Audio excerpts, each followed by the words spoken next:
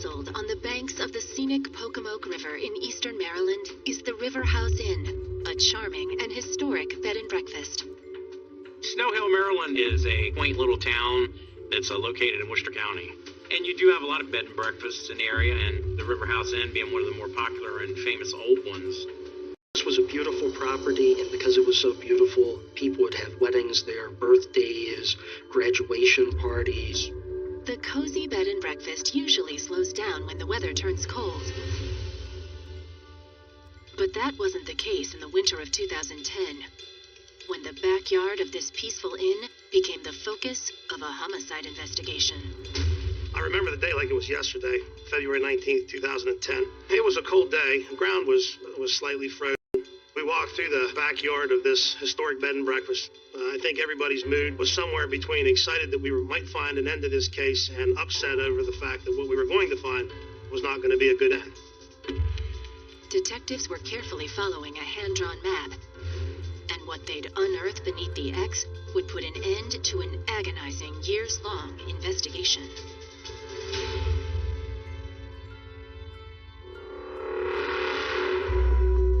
In the fall of 2007, Lynn Dodenhoff had welcomed her 2 young grandsons and her 26-year-old daughter, Christine Shetty, to live with her. I would do anything for Christine. You know, I wasn't the best mom in the whole world, you know. I thought maybe this would be my opportunity to be better. Christine was a single mom who had just suffered a bad breakup, and she wanted nothing more than to start a new life over. Christine and I were like 2 peas in a pod, but when you get 2 women living in the same house, you're going to have some issues. She loved her mom to death, you know, but they were both bullheaded, so you would knock heads. And on one cool November morning, an argument over the grocery bill went too far. Christine and I just had a fight. I don't know, she pushed me, I pushed her. I said things that, you know, I can't take back. All I remember is seeing her holding a baby, holding Isaac's hand, and just walking. We didn't say anything because we were just mad. That's the last time I ever saw her.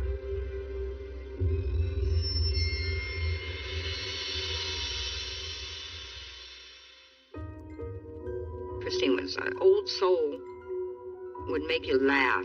Christine was funny. She was really funny. Had a very giving spirit. There she is. She was rambunctious, comical, and always into something. And this is a nylon shirt. We both ended up having boyfriends about the same time. Her first love, my first love, were friends of each other. Christine met James through hanging out with her friends. It was like one day she was single, next day it was James. James, nicknamed Jimbo, was a 17-year-old who swept the high school junior off her feet back in 1997. Jimbo was fun-loving, easygoing. They were both comical. Christine loved that he could joke with her. Jimbo was her first love. Jimbo was everything to her. But Christine and Jimbo's young romance was cut short by a tragic accident.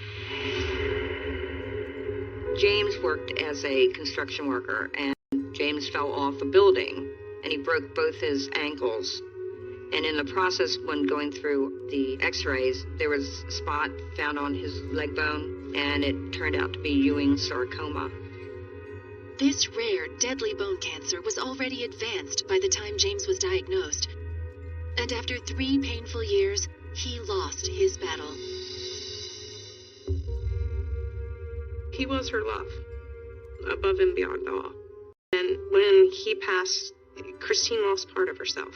She took it very hard. Losing Jimbo paralyzed Christine for nearly a year. Feeling vulnerable and desperate for companionship, the 22-year-old found comfort by reconnecting with former classmates and old friends. After James died, and that's when she met Mitch. Mitch was very different from James. I thought he was kind of a dullard, didn't seem to have much going on, and he was very controlling, and he had been known to be violent. He was not a good guy. Mitch was not a good guy. I tried on several occasions to tell Christine this is not the guy for you, but the more you pushed, the harder she pushed back. Christine was going to do what she was going to do. Despite their roller coaster relationship, Christine was content spending weekends with Mitch and weekdays with her mom. When she found out she was pregnant, she hoped it would bring she and Mitch closer together. Christine thought maybe this would help smooth things over. And soon baby number 2 arrived, but Mitch's temper continued to spiral out of control. After a weekend with Mitch, and right before Christine went missing, he had beat her up. She had, the black eye and bruises on her arms. Christine was scared to raise her children with the type of father figure that Mitch was. He was very mentally, verbally, and physically abusive to her, and she knew the only way to get out was to get away from him. Christine finally mustered the courage to break up with Mitch, but that meant more time spent at home with her mom. The two constantly butted heads until a particularly bitter argument in November of 2007. Christine took the boys and went to stay with one of her best friends, Tia Johnson, who lived in Worcester County, Maryland, 75 miles away. Christine and Tia, they shared a lot of similar things, like they were both single moms, so they could relate to each other. So when we had a fight, Christine called Tia and go down to the farm just to get away. Tia and her 2 kids already shared her farmhouse with her boyfriend, Junior Jackson, and her cousin, Justin Hadel, but happily opened her doors to Christine and the kids. I knew that she wasn't leaving for good. It's not like we haven't had these little tiffs before. But 2 weeks after Christine stormed out, Lynn got the news that no mother ever wants to hear. I got a phone call from Tia's boyfriend, Junior, to say that Christine was missing. And I said, what are you talking about, Christine's missing? He said, we checked all around and couldn't find her. I already reported her missing. Even more worrisome, Christine's boys, ages 2 and 4, were left behind. Well, my immediate thought when I got the phone call, I said Christine would never leave her kids. She would never do that. She'd die first. Panic, but we knew something wasn't right. When police got the missing persons report, they went to Bird Road, which was the residence Christine was living at, on a small farm. Any missing persons case, the investigators want to try and find out, was there any motivation for the person to leave of their own accord? They found Tia Jr. And Justin there, and they had interviewed all 3. Tia reported when she came back home after doing some errands, she discovered that Christine was gone. She was concerned because it was unusual for Christine to leave her children there unattended. And she went outside. She started yelling for Justin and for Junior. They were at the farm, but they weren't inside the farmhouse. And a few minutes later, they came from the area of the woods. When officers questioned them, Justin and Junior said they had no idea where Christine could be. So police began a routine search of the grounds. The deputies take a look around, observing the house and the area around that house. They didn't find anything suspicious. While searching every corner of the farmhouse for her missing friend, Tia discovered an ominous clue. Tia Johnson found a thank you letter from Christine to Tia, thanking her for her cordiality at letting Christine stay at the house, letting the children stay there, and it almost seemed like it was a goodbye letter. Police were baffled. Had Christine left on her own, or was something more sinister going on? Investigators were really concerned about what had happened to Christine because she had no vehicle of her own. That meant that either she left the property of her own accord on foot or that somebody had come there and taken her off of the property. Investigators start looking at Christine as possibly trying to get rid of her kids and escape. At that point in time, Lynn and the Worcester County Sheriff's Department just didn't get along. In my heart of hearts, I didn't think there was enough being done. So I took it upon myself to search for her.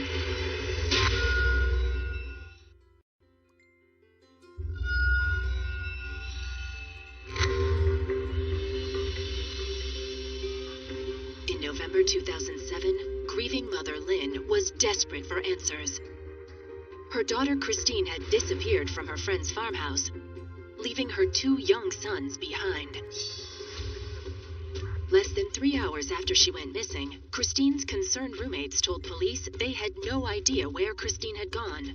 The investigators don't think that Tia Jr. or Justin are involved because all 3 of them are concerned for her safety. All 3 of them are relaying to the investigators. It was wrong because it was unlike Christine to leave her boys alone.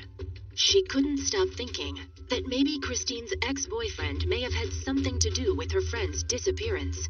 Tia informed the police that they needed to speak with Mitch Hill, the estranged boyfriend of Christine. We all tried to warn her about Mitch. I knew from prior experiences that he was not a good guy. Mitch was very abusive to my daughter, but Christine was going to do what she was going to do. She loved him. Investigators were now very worried that this person who was an abusive boyfriend may have had something to do with Christine's disappearance. When Christine first went missing, my first gut instinct was that Mitch killed Christine.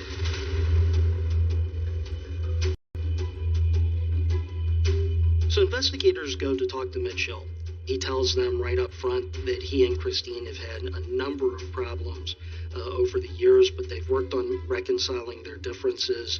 And he tells them that on the day that Christine disappeared, he was working, and he wants to know where Christine is as badly as anyone else. Mitch's alibi was airtight, but he seemed to be holding something back. And when investigators pressed him harder, he handed over a new piece of evidence. And it convinced them that Christine may not be missing at all. While talking with the deputies, Mitch offers to give the deputies a journal that Christine Shetty had been keeping. When the investigators start looking through the journal, they discover the names and numbers of 3 adoption agencies. Police couldn't understand why a doting mother like Christine would want to contact an adoption agency. Could it be that motherhood overwhelmed her? She was looking for a way out? So investigators start looking at Christine as possibly trying to get rid of her kids and escape. At that point, they charge her with child abandonment. It was like a big slap in the face for me, because I thought they were, looking for her. So I immediately called down to Worcester County Bureau of Investigation and got the guy on the desk. I just ripped him a new one. Christine would never leave her kids. She has, had her butt beaten and not left her kids. So why would she, leave her kids now? Christine would never put her kids up for adoption. She was wanting to give them a better life. It was unfair because they didn't know Christine. Christine was with her kids 24/7. Lynn knew her daughter wrote in a journal as a way to work through life's hardships. What they don't realize is the way rather than act on anything, just to get it out. Even though investigators had come to the belief that Christine had left on her own, they still continued to conduct searches. Law enforcement put out a poster for a missing person for Christine. But even though the poster was out there were no tips and there was no new information from that avenue.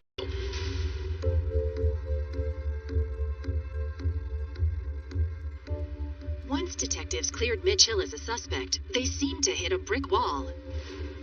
Frustrated by the lack of leads, Lynn was determined to stir things up.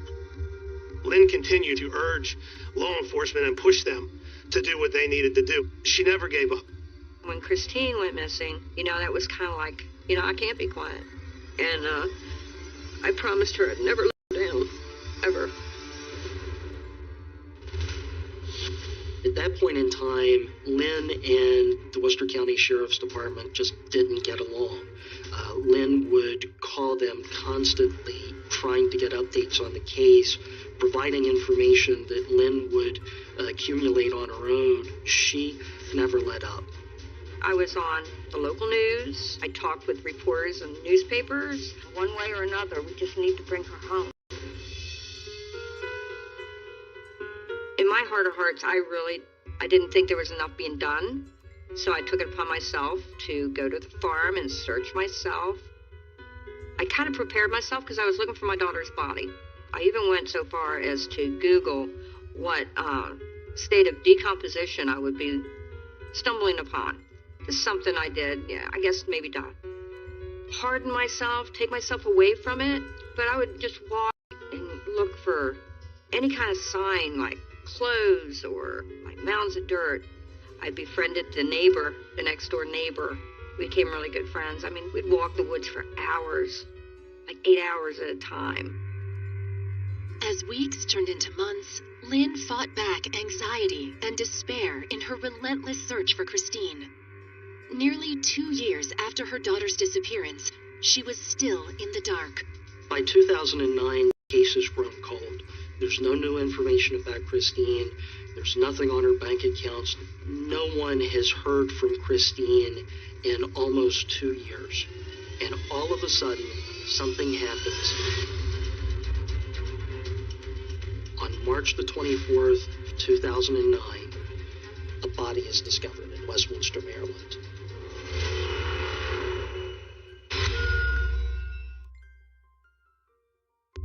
March 2009, 15 months after Christine Shetty vanished, a grisly discovery was made in a Baltimore suburb. Somebody is going hiking through the woods in Westminster, Maryland, which is about 150 miles from Pocomoke, the place where Christine disappeared. And this individual discovers the skeletal remains of a young woman who appears to have died from blunt force trauma. Because they're skeletal remains, the investigators can't just do a visual confirmation of her identity. But because there are no other missing persons in the immediate area, investigators begin to wonder, could these be the remains of Christine Shetty?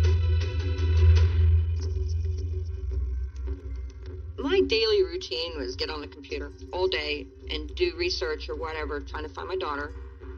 And I came across this article that said there was skeletal remains found in Westminster, Maryland. I was on the phone with Lynn. We kept in communication, and we were waiting on pins and needles to see if it was Christine. They said they seemed to belong to a petite female. Okay, my daughter was 5'3", 104 pounds. So I thought this would be Christine. Lynn tried to cope with the awful possibility that Christine had suffered a terrible fate 150 miles away from home. As she mulled over 1,000 grim scenarios, she got a call from police. Unfortunately, investigators determined that the skeletal remains ultimately isn't Christine Shetty. They belonged instead to a sex worker from Baltimore, missing since 1997. And all of a sudden, all of the hope that Lynn Dodoff had that her daughter had been found disappeared. And she's back to square one. The whole thing had kind of like come to a standstill. That was just one of those obstacles that I had to go through, in order to find my daughter. But if the body wasn't Christine's, then where was she? To police, the most plausible theory was that Christine was trying to get rid of her kids and escape. I got a phone call from a detective from a local police department, and he said, let me tell you something, your daughter was a sponge on society because of her lack of work history, and she simply ran away. Christine didn't have a job because her job was them kids. Wherever she went, her children were there. And it's hard being a single mom when you don't have no child support, nothing. Who's going to pay the daycare? Who's going to take care of the tears? I said to the detective, you know what, she was my daughter. Nobody has the right to say anything like that, and especially somebody that was sworn to protect and to serve. But instead of giving up, Lynn doubled down on her own crusade to find Christine by any means necessary. From the time I got up in the morning until the time I went to bed, I was on that computer. Lynn would call, would email, would just bother anybody and anybody that could help her get the story out about her missing daughter. They were sharing missing persons flyers to all the different media outlets to get attention on the case. I was very receptive because I always think about the family and what it must be like. And if you talk to Lynn you know that it was not normal for Christine to take off and just leave her kids behind. You know, a lot of people thought maybe Christine ran away or, you know, she gave up. But Lynn, she was going to make sure Christine had justice. You know, on the other side, on the dark side, there was a lot of people that, you know, were really evil. There was another blog, and they would write, your daughter was a slut, or, you know, that kind of stuff. There were people that were writing in, you know, about they didn't think Christine was, you know, worthwhile to look for and this kind of thing. That's what anonymous people do on blogs. Lynn ultimately wasn't willing to just sit around and wait for leads to develop. She ended up being the lead investigator of this case for so long because she just would not let any lead go away. Lynn reached out to anyone who knew Christine, hoping that someone had seen or heard from her. No one had any information, including her close friend Tia Johnson, who stopped returning Lynn's calls. I figured Tia's a mom, you know, Tia's a woman, and you would think that she'd have some kind of empathy for what I was going through. Lynn wondered, since it had been over 2 years since Christine went missing from the farmhouse, had Tia simply moved on, or was there more to her story? During the course of Lynn's investigation, she found out that several of Tia's family members thought that Tia knew more than what she had let on. Lynn wasn't about to let anyone off the hook, so she plied Tia for information. So I would, for lack of a better term, stalk her. I was relentless. I would do it publicly on a blog. I would do it, you know, on the radio. I even got on her MySpace and just tore her up. Tia was a dead end. But in February 2010, Lynn's investigation finally turned up a promising lead. Lynn is able to learn that his neighbor's apartment. Junior Jackson, Tia Johnson's boyfriend, was at the farm the day Christine went missing. And now, because of an arson charge, he was in prison in Tennessee. So, because of his criminal past and Tennessee's third strike rule, Junior was looking at a third strike for a felony larceny, and therefore he was looking at life in prison in Tennessee. Junior was desperate to make a deal to avoid prison time and reached out to Lynn with an offer. I advised the state's attorney that we had fresh information that Junior wanted to talk. And when you get information like that, you have to act very, very quickly. Junior wrote me a letter from jail, and he wants to give me what I was looking for 2 years. And I felt, finally somebody's listening to me. Finally somebody believes me.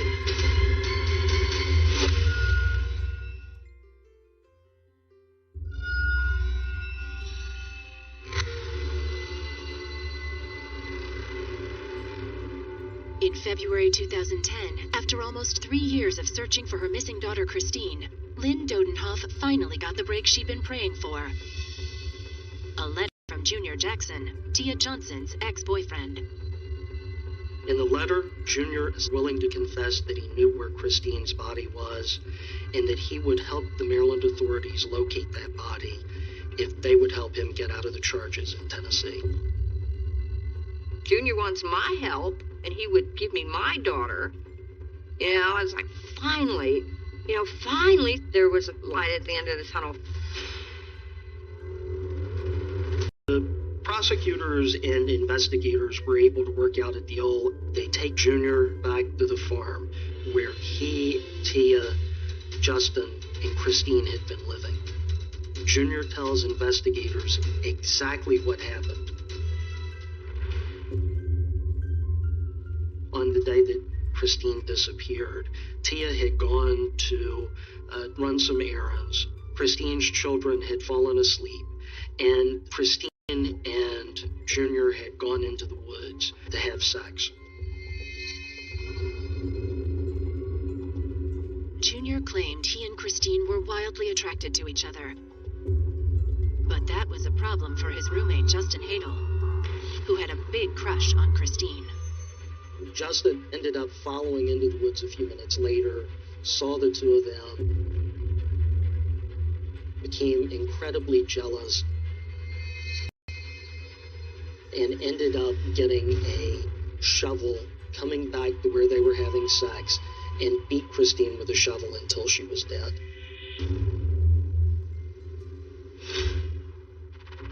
And that Christine had feelings for him. But was Junior telling the whole story? In many cases, when you have a defendant who is willing to provide testimony against a co-defendant, they're going to minimize their own involvement in whatever happened in order to get out of serious jail time. Junior clearly says that he didn't have any first-hand action involved in the homicide. He just helped after she'd been murdered. According to Junior's story, when Justin has killed Christine, he ends up worried that somebody's going to discover the body, and he's also tells investigators that he's worried no one would believe he wasn't involved. So they dig a shallow grave in the woods, cover her body up with some branches and some leaves, and go back to the house. They knew that at some point there were going to be police coming to the property. So at that point, they decided they better remove the body from the property on Bird Road and take it to Snow Hill, the River House Inn Bed and Breakfast. So they ended up taking Christine's body, putting it along with some shovels in the trunk of a car, driving to the inn, made certain nobody else was at the inn that night. Junior had been working at that bed and breakfast, and he knew that there was a ditch that had been dug there. It was actually a very deep ditch, probably 2 to 3 feet, and it was just convenient for him. Junior knew that no one would think twice about freshly dug earth because there was already some there. So, in the backyard of the inn, over by one of the fences, Junior and Justin dug a small, shallow grave and buried Christine, thinking that she would be there forever. Junior even went so far as to draw a map to the grave, located on the grounds of the picturesque River House Inn. They told me, Lynn, we know exactly where she is. Junior drew out a diagram of where she was.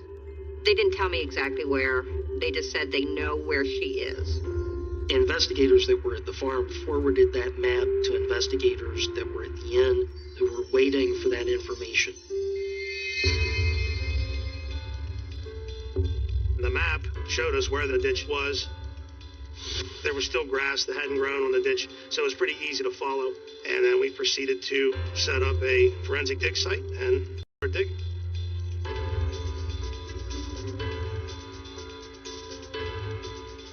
The investigators finally had some hope that they would get answers with no leads, no clues, hope ripped away. But when he takes the polygraph test, he ends up testing deceptive on one or more of the questions. What that means is that he's lying about his story.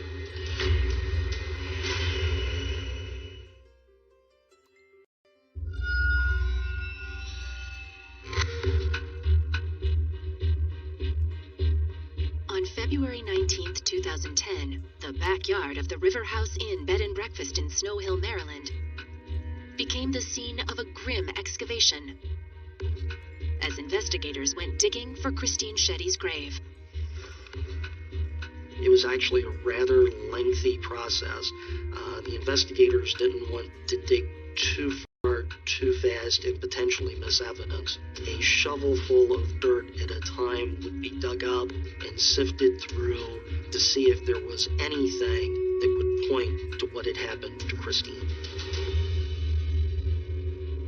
But hours passed, and there was still no sign of any remains. We had actually dug down a bit and had not found anything, and I think everybody was starting to lose hope until finally we uncovered the tennis shoe, which led to the rest of Christine's body.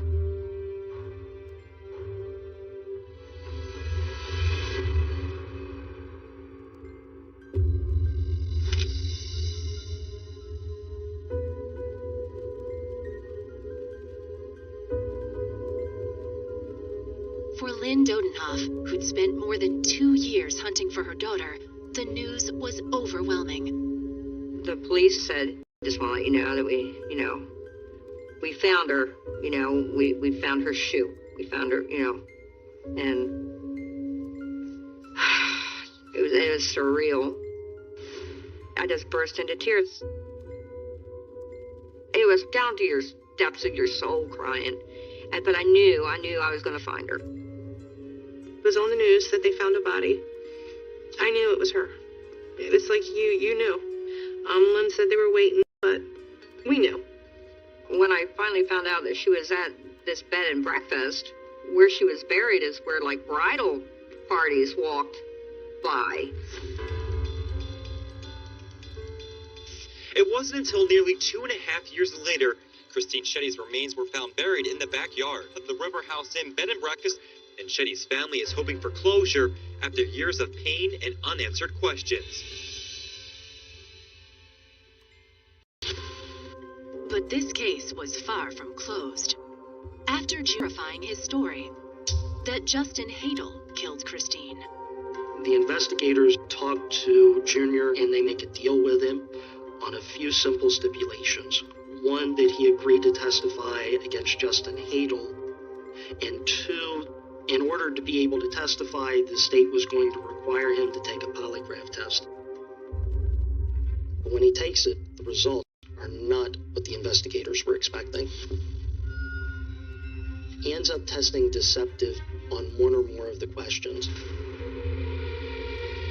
What that means is that he's lying about his story. So this put everybody in a little bit of a bind. We now had our primary witness as someone who had been pegged by the best science available as a liar.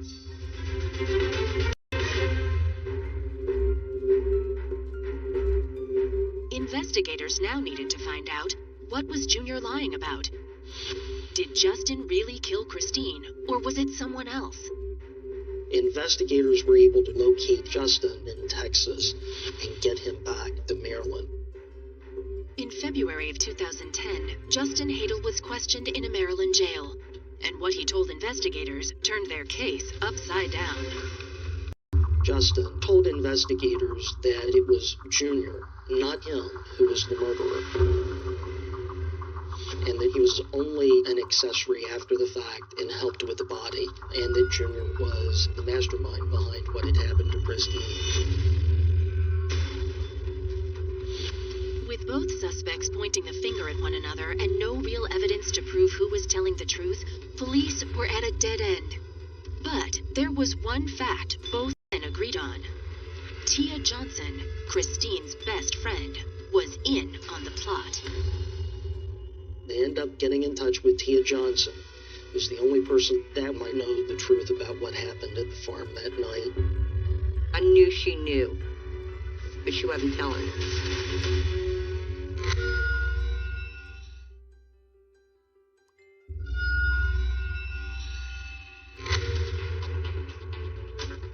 In 2010, investigators still had no idea who killed Christine Shetty. Junior Jackson and Justin Hadel blamed each other. Both admitted to burying the body, but they weren't alone. Junior and Justin told investigators that they ended up getting Tia involved to help cover up the crime. They ended up taking Christine's body, putting it in the trunk of Tia's car, driving to the inn that night, and they buried Christine on the property.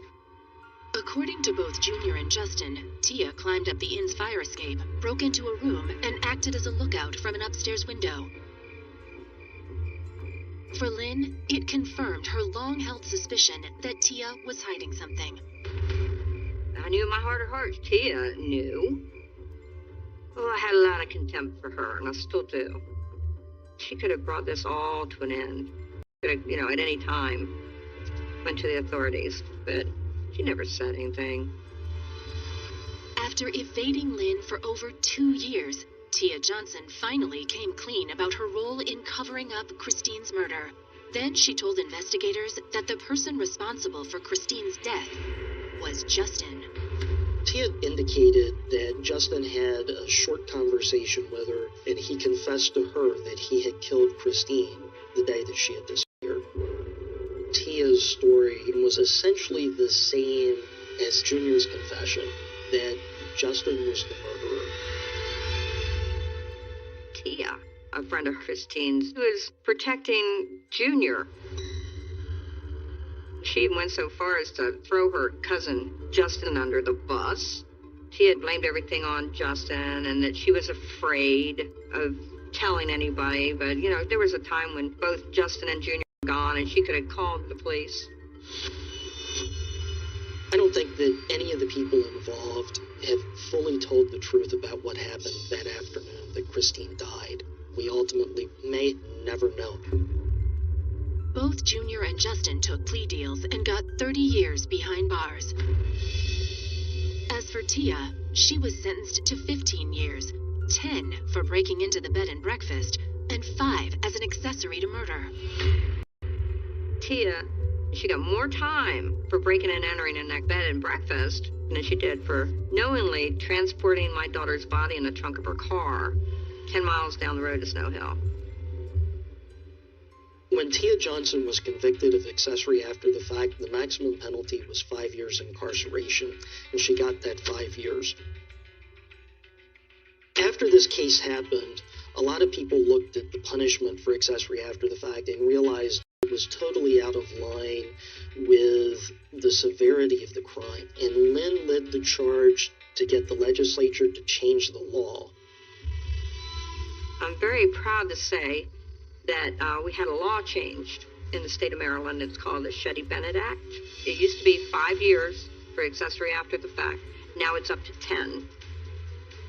This case was about constantly trying to feed information and evidence to the detectives that were working the case at the time and constantly hitting a brick wall. She had the information. We were the authority that got it where it needed to go. And ultimately finding Christine as a result of not our work, of Linda Odenhoff's work.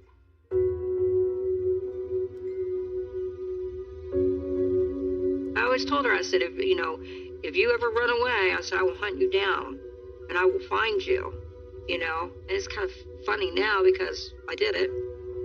Christine was one of the strongest women I ever knew. She was a positive person. If you had a bad day, she was one that could have you in hysterics in a heartbeat. She was a good person to lean on. Lynn's life has changed in many ways since her daughter's death, including being a mom all over again. For more than a decade, she's raised Christine's children, who are now teenagers.